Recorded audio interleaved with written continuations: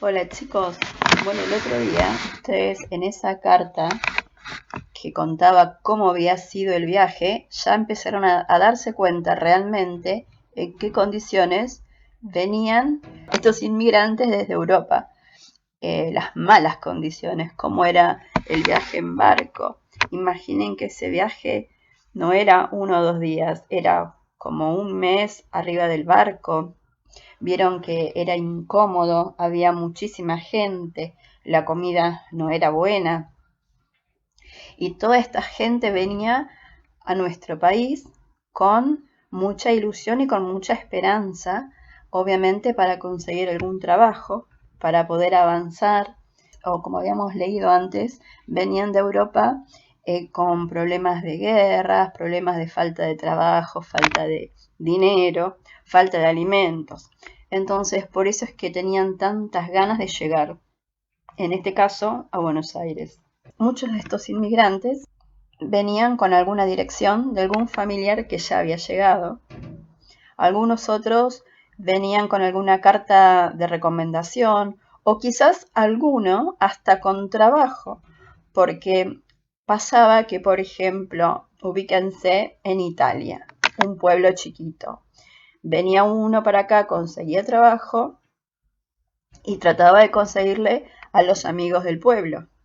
Entonces después les mandaban una carta y le decían, bueno, mira, tenés un trabajo seguro, y esa persona del pueblo se venía. Muchas veces venía primero el papá a asegurarse el trabajo, a tratar de organizar, de buscar algún lugar para vivir, y después mandaba el dinero para que pudieran comprar el pasaje y venir el resto de la familia. Eso pasaba algunas veces. La mayoría de las veces la gente que venía no tenía idea de con qué se iba a encontrar, no conocía a nadie acá y además creo que lo más difícil era que no hablaban el idioma. En el caso, por ejemplo, de los italianos. El caso de los españoles no había problema con el idioma, pero los que venían de cualquier otro país de Europa, como vimos, no conocían el idioma. Entonces era muy difícil en la llegada, en el mismo puerto, entenderse y hacerse entender.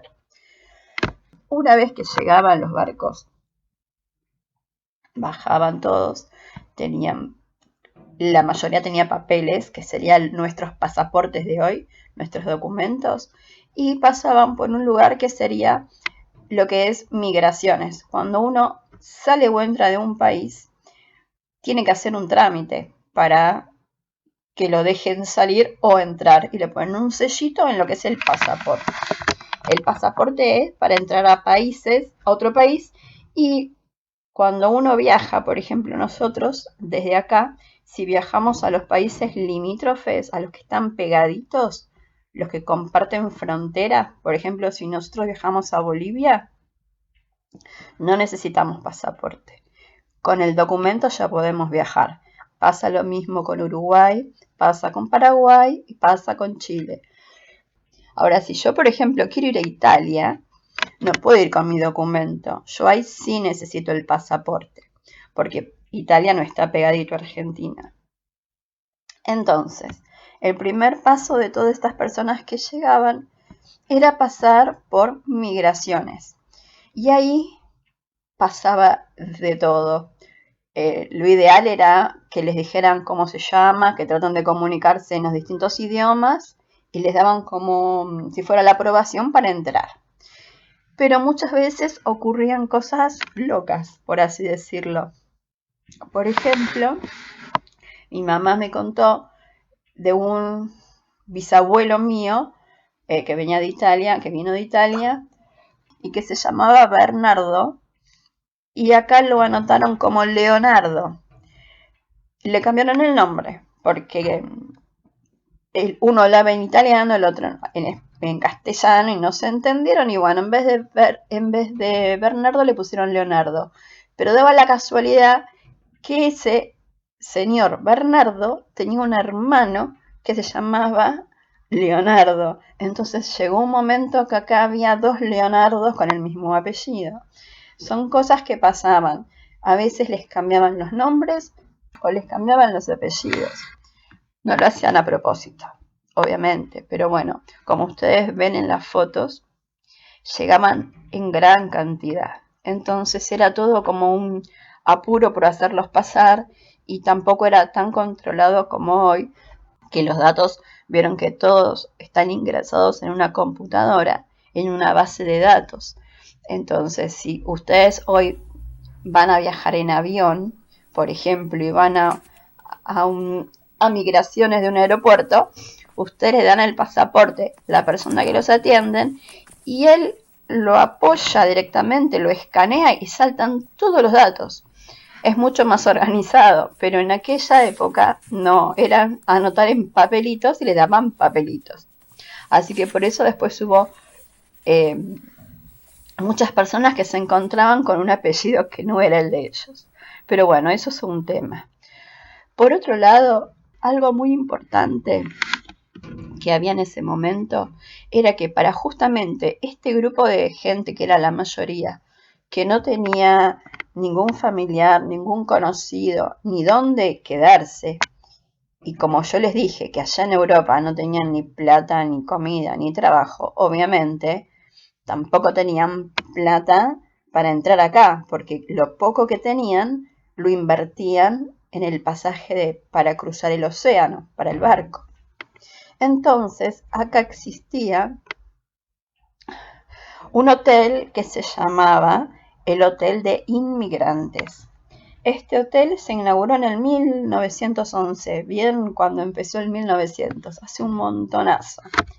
En este hotel se hospedaban los recién llegados. Estaba realmente muy bien puesto para la época y muy bien organizado, porque podían quedarse hasta 5 días de forma gratuita.